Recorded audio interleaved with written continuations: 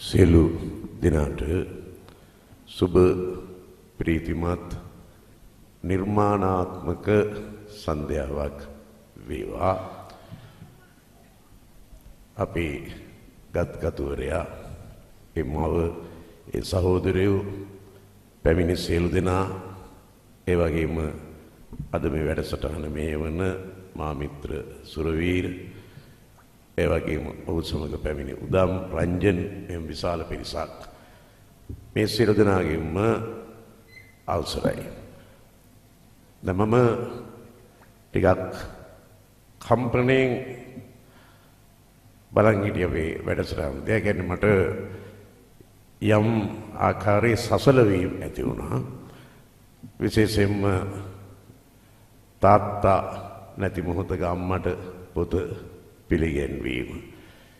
ඊළඟට තමන්ට අතේ දුන්නු ඒ සහෝදරයෝ ඒ වගේම අපේ ව්‍යාපාරික මහත්මයා මේගොල්ලෝ බොහොම ආදරයෙන් සිහිපත් කරනකොට ඒක කොයිතරම් වටිනවද? දැන් අපි කෙනෙකුට උදව්වක් කරන්නේ දෙයක් බලාපොරොත්තු වෙන්න ඕනෑට යම් මොහොතක අපෙන් උපකාරයක් ලැබපු කෙනා ඒකට කෘතවේදී වෙනකොට ඒකට අපි ඇත්තටම කැමතියි. පොඩි සහකම්පනයක් දැනෙනවා.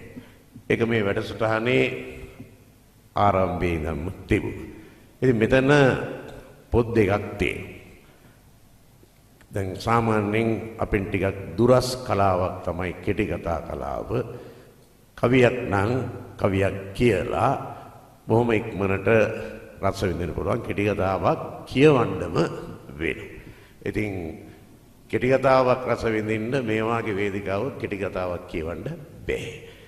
ඒ නිසා කෙටි කතා පොත ඔබට කියවන්න ඇරලා හුඟක් කලාවට මම හිතනවා සුරේ මේකේ මතුවෙන්නේ කවිය කියන එක.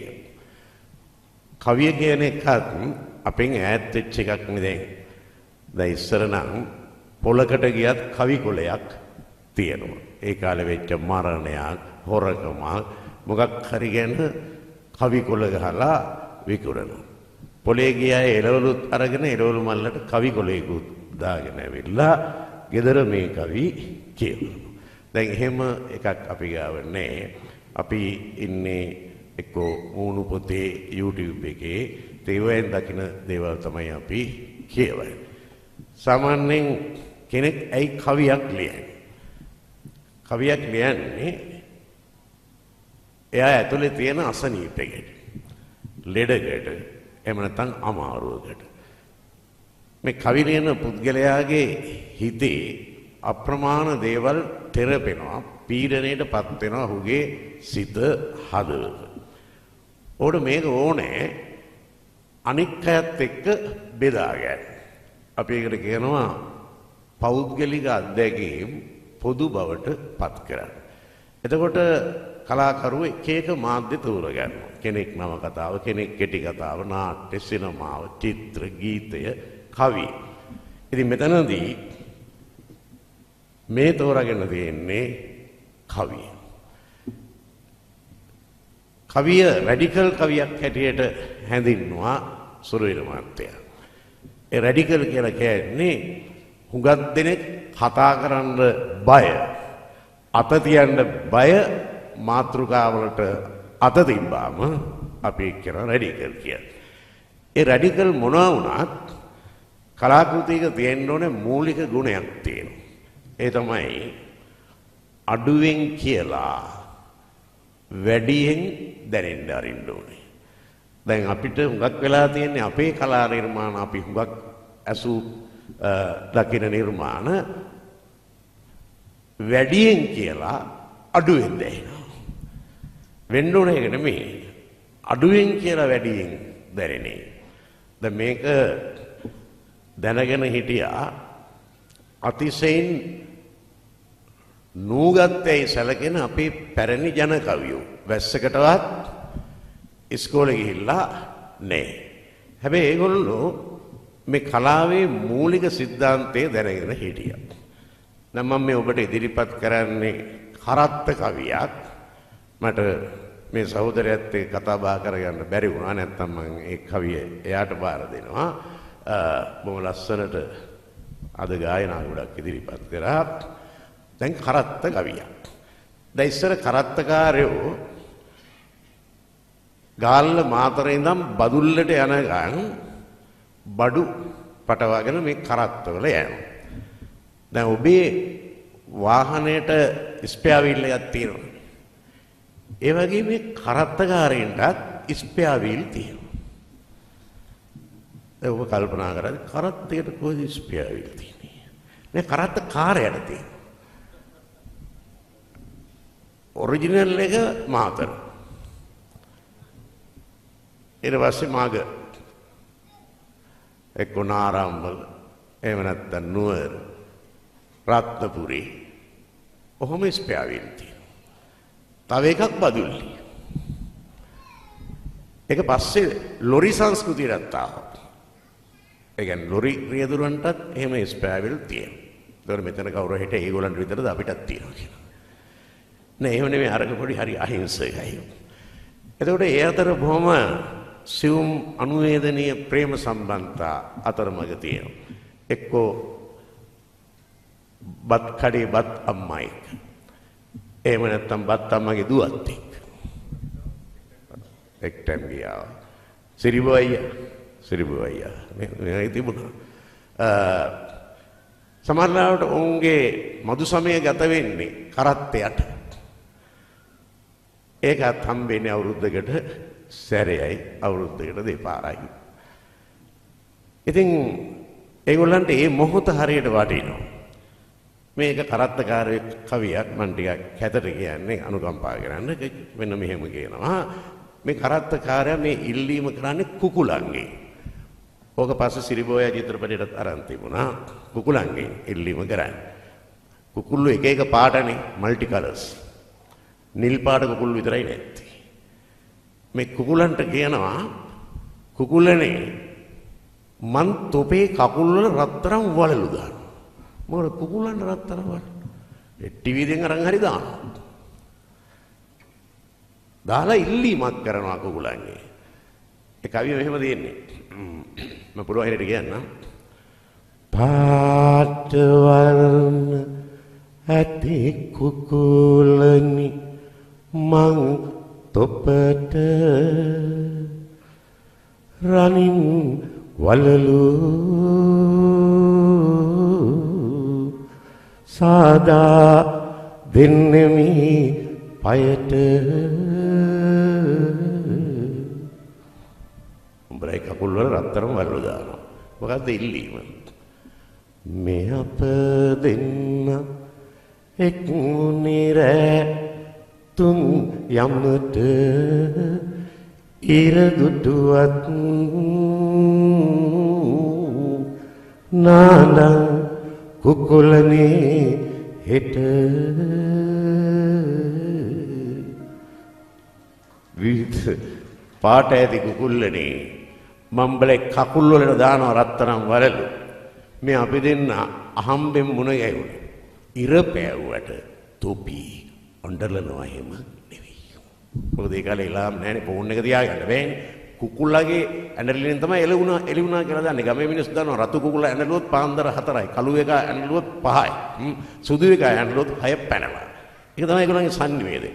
කොහොමවත් අඬන්න එපා. මේ රාත්‍රිය අපට දිගු කරලා දෙන්න. බලන්න මේ නූගත් මිනිහාගේ ප්‍රතිභාව, පරිකල්පනය. අර සුරේකේවා ක්‍රියේටිව් නිර්මාණශීලී භාවය.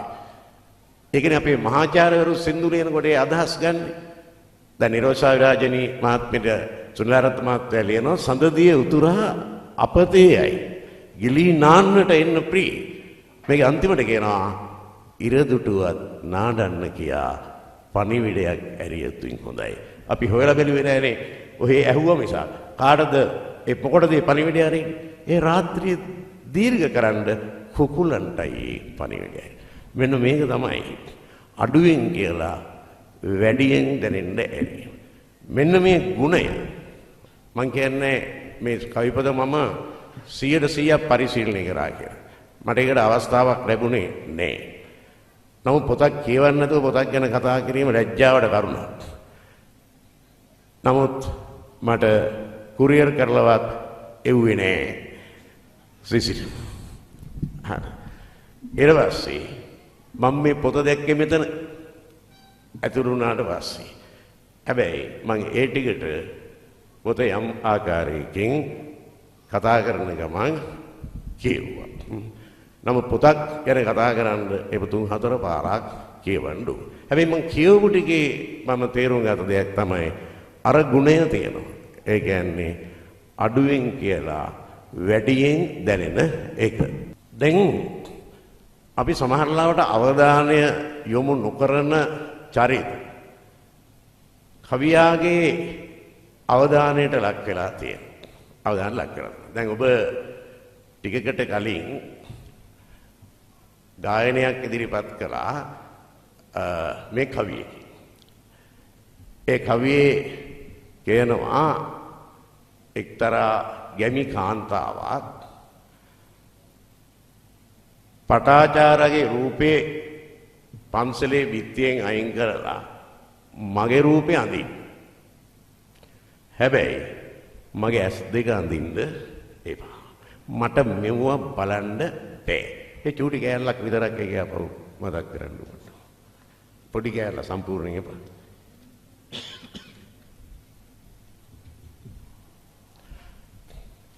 දැන් මොකද අපි දන්නවා අපේ ලංකාවේ මෙහෙම දෙයක් තියෙනවා භික්ෂුව ගැන කතා කරන්න බෑ. භික්ෂුව ගැන කතා කරන්න බය. එහෙම වුණාම මුළු සමාජෙම අවියෝසවයි කියන. තමන්ව මිත්‍යා දෘෂ්ටිකයෙක් හැටියට පිටිවහල් කරයි කියන.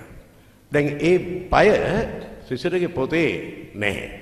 හාමුදුරුවෝ සිවුර දාගත්තරම ඔක්කොම හාමුදුරුවෝ වෙන්නේ සමල්ලාවට ගිහියන්ට වඩා භයානක හාමුදුරුවෝ ඉන්නවා. ආලවකට වඩා භයානක හාමුදුරුවෝ ඉන්නවා. අඟුලිමාලට වඩා භයානක හාමුදුරුවෝ ඉන්නවා. ඒ හාමුදුරු කෙනෙකුට පාවිච්චි වෙනවා මේ කවියෙන් මතුවෙන ගැහෙණි. ඔක එක තැනක ටිම්රාන් කීර්තිගේ පොඩ්ඩිය කියන කවියෙත් එක තැනක තිබුණා මේ දංකඳ නැතිදාට රන්කඳ සේපෙනිලා කියලා. තමන්ගේ අම්මව කාටද පන්සලේ ලොකු හාමුදුරුවන්ට. ඔය කැලේ කියන්නේ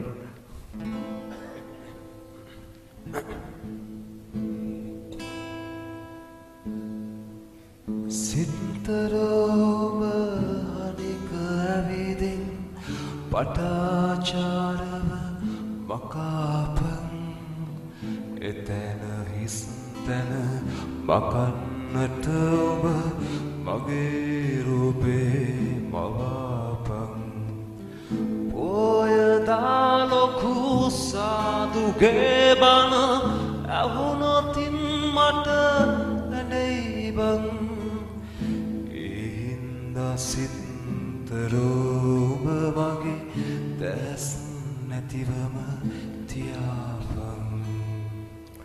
හොඳයි. අපි අපුඩියක් ගහමු එක නැවත ගායනා කරාට. දැන් මේ ඔබ සමහර විට ගිහිල්ලා ඇති ගාල්ලි වගේ යනකොට සීනිගම දේවාලෙට. සීනිගම දේවාලෙට. දැන් සීනිගමට උගක් යන්නේ මේ විවාහේ පාස් වෙන්න ප්‍රාර්ථනා කරන්නවත් කසාදේ හරියන්න ප්‍රාර්ථනා කරන්නවත් ව්‍යාපාර දියුණු වෙන්න ප්‍රාර්ථනා කරන්නවත් නෙවෙයි. සීනියමට හුඟක් අය යන්නේ කාට හරි විනයක් කටින්න. සරලව කියනවා නම් කාට හරි කෙලවන්න ළමයි සීනියම යන්නේ. හැබැයි ඒක හරි අපූර්ව ගමනක්. උරුවෙන් ටිකක් යන්න තියෙනවා. දවසක් මම ගාල්ලේ යනකොට වෙලාව වැඩි. සීනියම පව කරගෙන යන්න ඉදුණා දේවාලෙට. වෙලාවට එදා කෙම්මුර දවසක්. ඉතින් ඔරුවේ ගියා සීනිගමට. යනකොට දේවාලේ පඩිය ගාව සින්නක මීමැස්ස වගේ පිළිලා. ගෑණියක් යද්දිනවා ඇහෙනවා. අපිටත් ඉතින් පොඩි චීත්ත ගති තියෙනවනේ.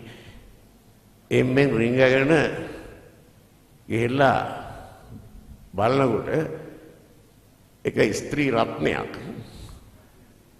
සීනිගම දේවාලේ පඩිය ගාව මිරිස් පුච්ච පුච්ච අඹරනවා.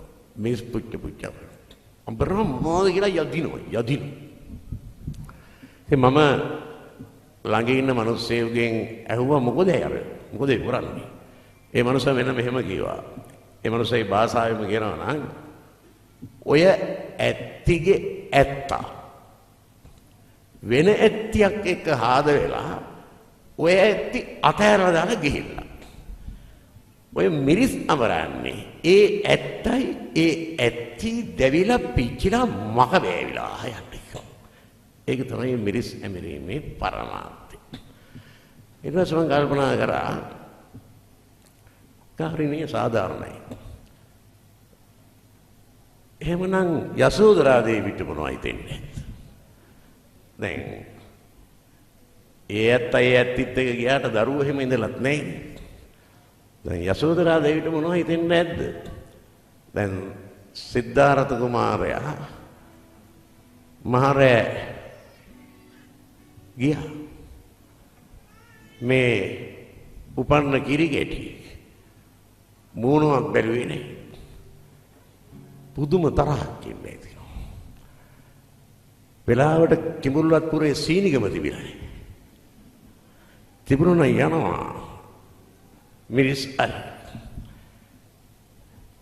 මේ යසෝදරාව එක එක විදිහට අපේ සාහිත්‍යකරුවෝ මවලා තියෙනවා.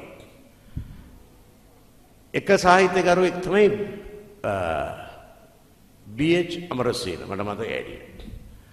බී.එච්. අමරසේන යසෝදරාගේ මවන්නේ සීනිගම ගැහණිය. ඒ කවිය තියෙනවා මෙහෙම.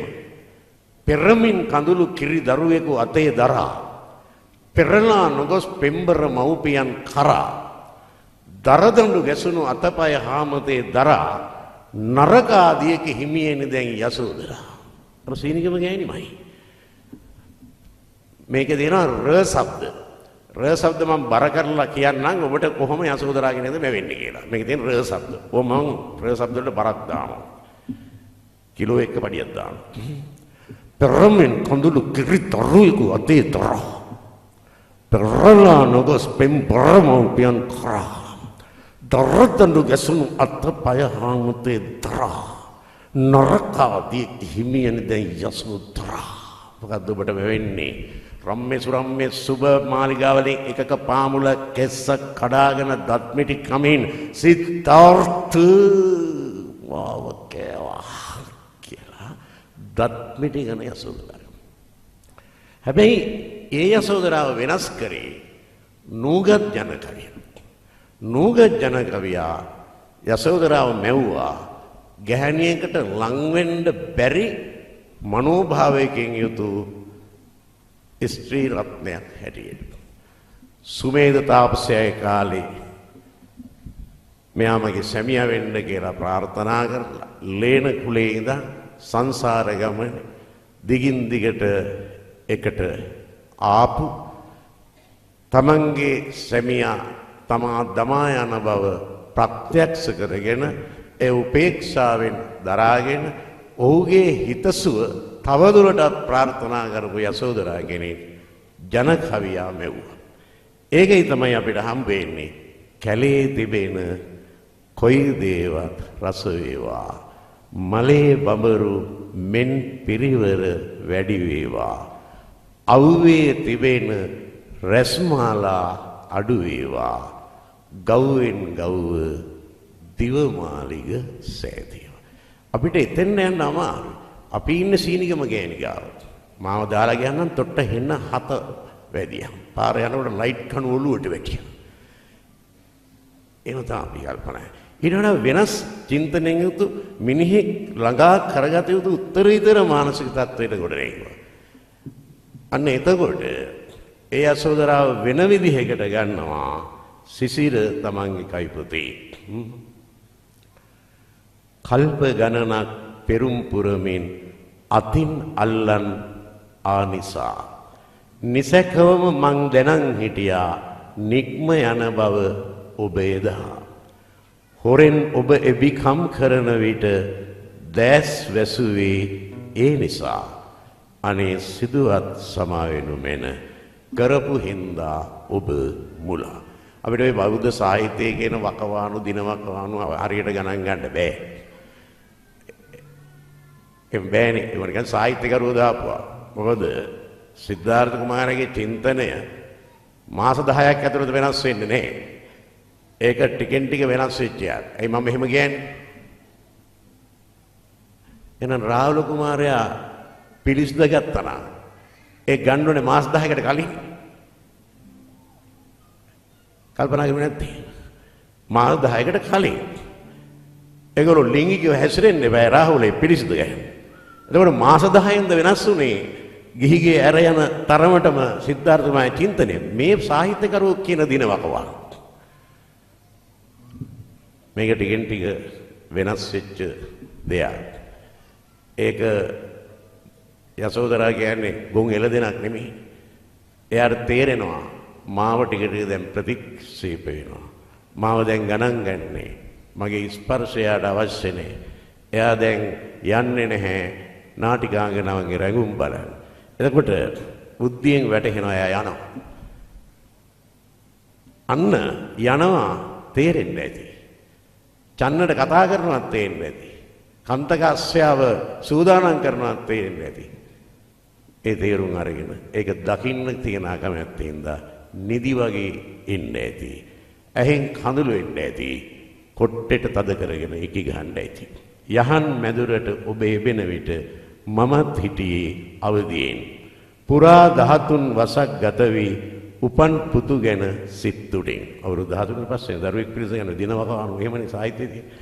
ඉකි බිඳෙන හඬ පවා හංගා හිර කලා පපු වෙම සුසුම් කන්තකගේ කුර හඬෙන් පසුවයි පිට කළේ මං මගේ හැඬු. ඔබව නවතා නොගත් එක ගැන 4 වරිගෙන් මට බැනු. අයියා එහෙම යන්නේ. ඔයාගේ වැරද්දද? ඔක්කොම 4 වරිගෙන් බයි. උපන් පුතුගේ මුහුණවත් ඔබ නොබල ගිය හින්දා දිනු. සසර දිගු කර ගන්න තිබුණා පුතුව දැක්කා නම් නෙතින්. යතෝදා කියනවා පුතා දිහා බැලුවේ නැති හොඳයි. බැලුවා නම් යන්න හිතෙන එකක් නැහැ. සංසාර ගමන තව දීර්ඝ වෙන්න තිබුණා.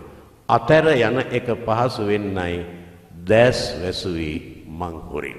මෙන්න මේක තමයි අපි කියන්නේ. කලාකරුවෙකුට තිබෙන්න ඕනේ තෙවැනි ඇසක්, තුන්වෙනි ඇසක්. හැමෝම දකින දේ හැමෝම නොදකින ආකාරයට දැකීම. ඔය එක ඉදිරිපත් කරන්න ඕනේ වෙන තැන්වල ඇසූ පිරූ නැති විදියට. දැන් උදාහරණයක් මහගමසේකර මහත්තයාගේ කවි පන්තියක් තියෙනවා. ප්‍රේමවන්තය.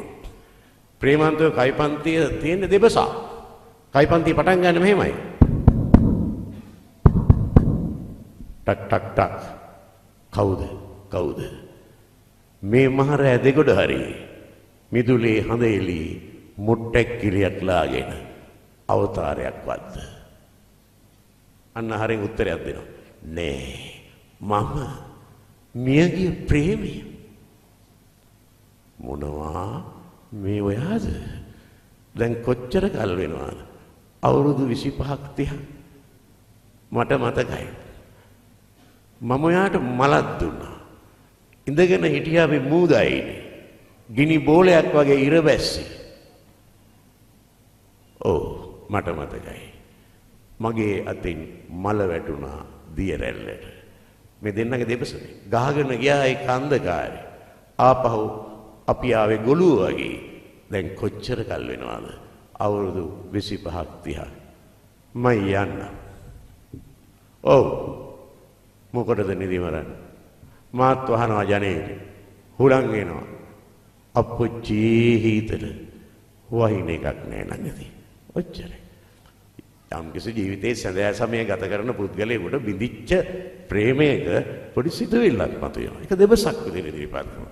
ඒ තමයි නව ආකෘති.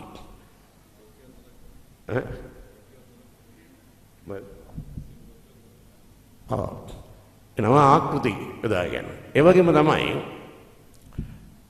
මේ කවි රැඩිකල් කියලා කියනවා. අපි දන්නවා රොමැන්ටික් රියලිටික් කියලා දෙයක් තියෙනවා. දැන් රොමැන්ටික් අපි හුඟක් කලාවට මනෝලෝක නේද? මනෝලෝක.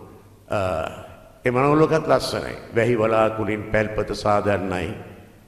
කවුලුවක් ලෙසින් තබන්නේ දේ දුන්නයි. මරුනේ. බාසුන් නැහැලට වැඩ නැතු යනවා. ඇයි? දේ දුන්න ගැලේවා ගැලින්ම ජනෙල් උළුව වලට ඇල්ලුවා. කිසි ප්‍රශ්නයක් නෑ. ඒ රොමැන්ටික්. අපි ඒවට ආසයි. සුදු මීදුම පීදෙන තොටිල්ලේ හඳ පායන කොමල ඇසිල්ලි ඇතින් ඈතට යමු අපි පාවිලා. ෂෝ අතේ සත පහර නැහැ. ඒ හිනලු. සබෑ ලෝකෙදී ඊට වඩා වෙනස් වෙන්න පුළුවන්. දැන් රුසියාවේ මැක්සිම් ගෝර්කි මුල් වලට ප්‍රේමයක පැටලෙනවා. ප්‍රේමයක පැටලෙලා පෙම්මතියයි ඔහුයි මුණ ගැහෙන්න සූදානම් කරගන්නේ මෝදා ඉන්නේ බෝට්ටු නවත්තන තැන. ඒ පළවෙනි ගෑනු ළමයි මුණ ගැහෙන්න මැක්සිම් ගෝර්කි කියන්නේ. හරියට අඳින්න ගන්නෑ. යාළුවෙකුගේ කලිසමක් ඉල්ලා ගන්නවා කලිසම ලොකුයි. ඒක මෙහෙම කරලා අම්බරලා අරගෙන හෙට් කට්ටක් ගන්නවා. ආය කට්ටක්. ආය කට්ටක් ගහලා උඩිනුත් ඇඳුමක් දාගෙන යනවා පෙම්මතිය මුණ ගැහෙන්න. පෙම්මතිය ඉන්නවා බෝට්ටුවකට ඒත් වෙලා. පෙම්මතිය ගාවට යනම කට්ට ගැලවෙනවා. කට්ට ගැලවෙනවා. දැන් මෙහෙන් මේක අල්ලගෙන මේ අත තේරනොත් එහෙම කලිසම බින. ඊළඟට මේ කට්ට ගිහලා හිර වෙලා මෙහි. කතා කරුවොත් කට්ට පුරිය එනවා. දැන් ගෝරි ගිහලා පෙම්මතිය ගාව ඉන්නවා. නෝකතා නේසිනා. ටිකක් වෙලා පෙම්මතිය වෙලා මේ මොන භූතේද්ද කියලා යන්න ගියා ප්‍රේමේ ඉවරයි. ඒ නිසා ආදරයටත් යටිතල පහසුකම් ඕනේ අවශ්‍යයි. ඒකට මේ දේදුණු සුළඟ හතාරු පුළුන් වලාකුළු තිබ්බටම ආදරේ කරන්න බෑ. යටිතල පහසුකම් ඕනේ. එහෙම නැති වුණාම වෙන්නේ මගේ උරතලේ හිස තියාන එමිහිටයි කිබිඳීවි. අපි නැති බැරිකම් මේ තරමට අමිහිරිද යසාවි. ඒ නිසා තවත් ටික දවසක් ඉවසමු අපි කුමාරි. ඒ නිසා මේ පොත් දෙකේ මම කෙටි කතාවක් බැලුවා. මෙන්න මේ ජීවිතයේ තිබෙන මේ අපේ වටපිටාව තියෙන සමාජ ආර්ථික දේශපාලන සාධක අපේ ජීවිතයට බලපාන්නේ කෙසේද කියලා මහඟු නිර්මාණ ගොන්නක් මේ තුල තියෙනවා. ඒ නිසා මේ පොත තියෙන්නේ අරන් කියවන්න නිසා ඒ පොත ඔබ ඉදිරියේ මට කියවන්න නෙවෙයි. ඒ නිසා මේ ගත්තා වූ ව්‍යායාමය අනේ සිදුවත් සමාවෙනු මෙන්න ඒ වගේම මේ කෙටි කතා පොත ඔක්කොම එවුන් මැරිලා. මේ පොත කියුවේ නැත්නම් මේක යථාර්ථයක් වෙනවා. මොකක්ද? ඔක්කොම එවුන් මැරිලා. ඒකෙන්ද අපි මැරිලා නැති බව පෙන්වන්න මේ පොත් අරන් කියවන්න සිසිර සී විතානගේ ඔබට තව තවත් නිර්මාණ කිරීමට ශක්තිය, ධෛර්යය, වාසනාව, ජීවය ලැබේවා. අයවා.